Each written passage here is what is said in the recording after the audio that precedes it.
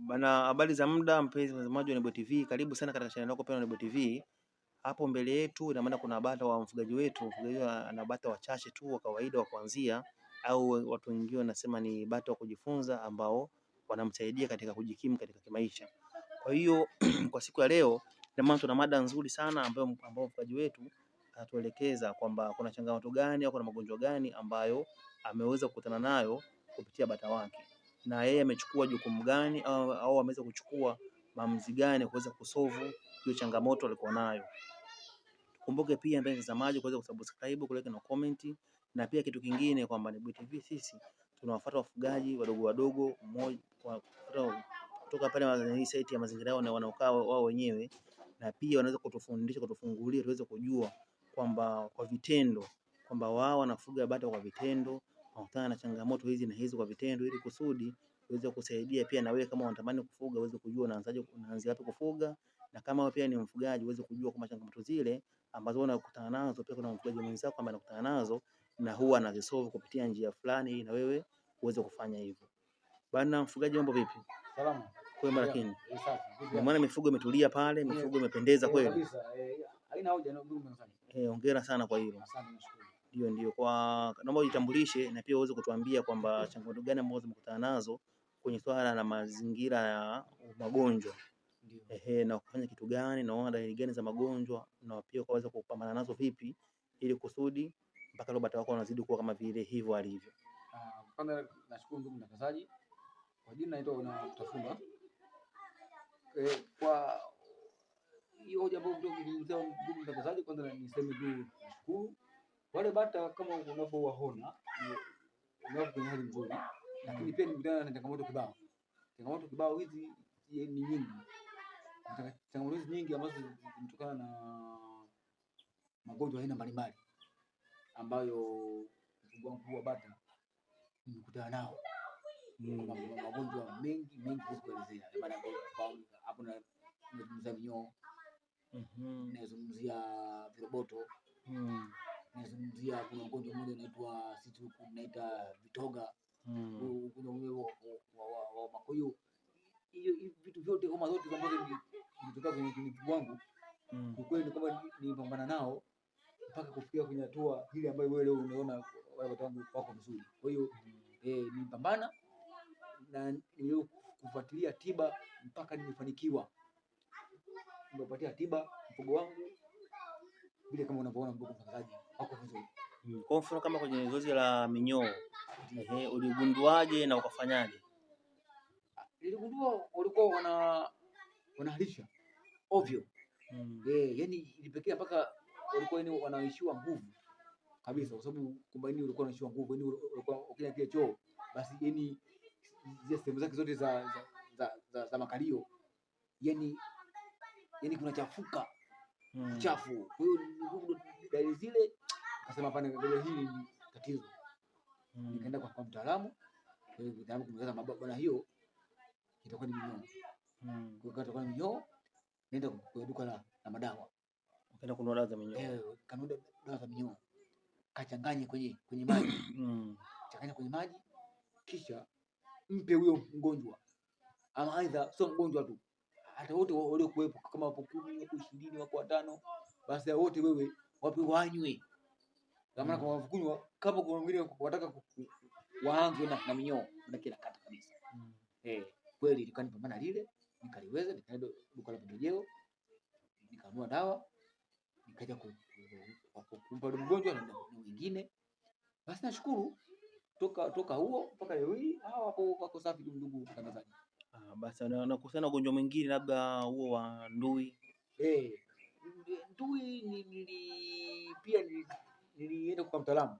Akaniambia bwana, kanunua dawa, kuna fani za kama kwenye macho. Kama yale, kama unaumwa macho, sisi binadamu sisi kuna dawa, ukenda zanati kwa dawa unapewa zile za maji. Kwa hiyo nenda duka madawa kanunua. Kwa hiyo unashika bata moja baada ya moja. Unampinya kwenye ile pap, unamwacha. Kwa mwingine tena unampinya pap na maji. Kweli kutoka nimepata tiba hiyo, nashukuru watu wangu sasa hivi wako vizuri. Na kuhusiana na ugonjwa mwingine labda ule wa au katika shingo, bata katika shingo anajinyonga shingo, anaondoka chini na kufa. Yule ukutana nao changamoto kama hiyo? Ile kiukweli bado, ila tu toka nimewapa hizo dawa ambazo magonjwa ambayo nimetoka kuelezea hapa awali, kwamba tokeni nimewapa dawa hizo, nashukuru mpaka leo hii hakuna kitu chochote ambacho kimsababisha baba wangu tena mpaka leo hii labda wapate homa. Hapana, sasa hivi sijaona kuharisha, sijaona labda wapata homa ya zile za nini mpaka hivi leo. Kwa hiyo kiukweli kwamba hiyo homa ipo, ila kwa mimi bado hajanikuta kwenye mfugo wangu, ila baadhi ya homa ambazo nimetoka kuzielezea ndizo hizi. Kwa tiba gani nyingine tuendelee? Tiba nyingine ni ambayo nimetoka kuzungumzia awali, kwamba viroboto ambao walikuwa wana asili nao pia ni viroboto ndio vinasumbua sana sana, ambazo kama utakuwa unakumbuka kunyuma kutokea hiyo kukueleza uasili wa viroboto, lakini nashukuru mpaka kufikia hivi leo toka nimepatia tiba wako vizuri. Kuna wengine wajua video hili hawajatazama, labda wakumbusha kidogo kwamba viroboto uko na kuathiri kiasi gani mpaka ukaamua kutuita ili tuweze kukusaidia. Kuna wengine wana video hii ndio video yao ya kwanza sana kutaweza kuiangalia. Lakini pia ni washauri kama unaangalia video hii pia uangalie na video nyingine ambayo inahusiana na ufugaji wa bata, na mimi watapata elimu nyingi. Kwa haraka tunaomba tupitishie kwenye lazima na viroboto vilivyoathiri bata wako na ulifanyaje mpaka ukapambana nao. Ndio. Nilipambana, nilipata dawa. Nilikwenda duka la dawa, nilikwenda kwa mtaalamu. Ndio kwa mtaalamu, baada ya kumuelezea akanipa maelekezo, nenda duka la dawa. Kanunua dawa, kufika pale nilikutana na mtaalamu wa dawa, nikamuelekeza hizo dawa zipo, hakuna shida. Nikanunua, rudi nyumbani, nilikuja kwa kinga na ule ugonjwa. Kiukweli sasa hivi bata wangu wako vizuri. Kutoka ni wapa ile ule ugonjwa, akaniambia bwana, puliza kwenye maeneo ya zizi ndani mote, pulizia ili kuondoa wale wote waliopo. Kwa maana wanakufa wengine wanakimbia kabisa maeneo hayo hapa karibu. Kweli toka nimefanya hivyo, ndugu mtangazaji, nashukuru. Sijaona kiroboto, sijaona homa ya aina yoyote bata wangu mpaka hivi leo. Na homa nyingine au ugonjwa mwingine wa bata? Bata tena hakuna. Kwa kulingana na uzoefu wako mwenyewe. Hizo ambazo nilizozungumzia hapa, minyoo, viroboto pamoja na homa zile za kama vitoga kwa sisi hapa. Kwa vitoga na kuaje vitoga? Kitoga ni homa ambayo ni bata anakuta ile homa ambayo anatoka na denda kinywani, na pia anakuwa anaishiwa nguvu.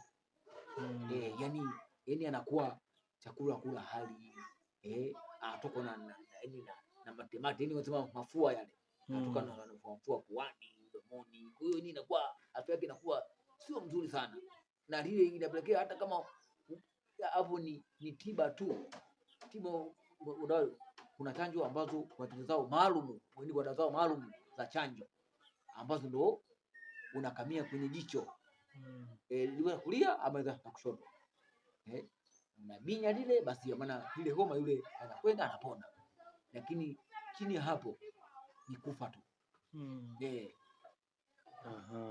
Basi unamshauri vipi nilie mtazamaji wetu kuhusiana na swala zima la kukinga bata wake na kuwafuatilia kuhusiana na swala zima la tiba? Ndio. Nawashauri ni kwamba wagundua kama ni wale wafugaji wenzangu, basi nawashauri sana kwamba bata wajaribu kuwatengenezea mazingira ya kwanza yaliyo bora, moja. Pili, pia chakula bora. Tatu, wajitahidi katika malazi ya bata. Na kiugua kidogo apate dawa. Apate dawa. Ili bata hawa wapone, wakae kwenye hali. Vipi kuhusiana na dawa za asili? Ama dawa za asili za kutibu bata? Hakuna. Labda si uchanganye majani fulani, uchanganye wapi? Uchanganye majani ya miogo wapi? Kuna wengine wanachanganya majani ya miogo. Wengine wanachanganya si majani gani. Kuna ushauri tu kama hiyo, ndugu zangu, hiyo ni imani ambayo kwa mimi toka nilipata akili naweza kufuga bata sijawahi kuona na sijawahi, labda hao sijajua, lakini hata kuna ushaurije sasa? Mimi nashauri kwanza waende kwa mtaalamu Kwa mifugo. Wa mifugo. Hapa namtia bwana mifugo. Basi na yeye ndio kila kitu. Yeye atakupa elimu, atakupa jinsi ya wewe kama ni dawa siku unaenda kununua dawa. Na dawa ile utumieje, dawa ile utumie kivipi? Basi yeye ndio atakupa maelekezo ya kutumia ile dawa ili mfugo wako wa bata ukakaa katika hali nzuri. Basi tunashukuru sana. Asante sana, nashukuru. Kwa hiyo ndugu mtazamaji, tunashukuru sana kwa kuwa nasi. Ina maana tumeanzia mwanzo wa video hii mpaka mwisho wa video hii tukizungumzia kuhusiana na swala zima la ufugaji wa bata, hususan katika magonjwa ya bata. Kwa hiyo nakushukuru sana na kukumbusha tuweze kusubscribe, uweze kulike pamoja na comment. Kwa hiyo kama kuna changamoto yoyote tuweze kujuzana ili tuweze kupata elimu kwa pamoja. Basi nakukumbusha uweze kusubscribe.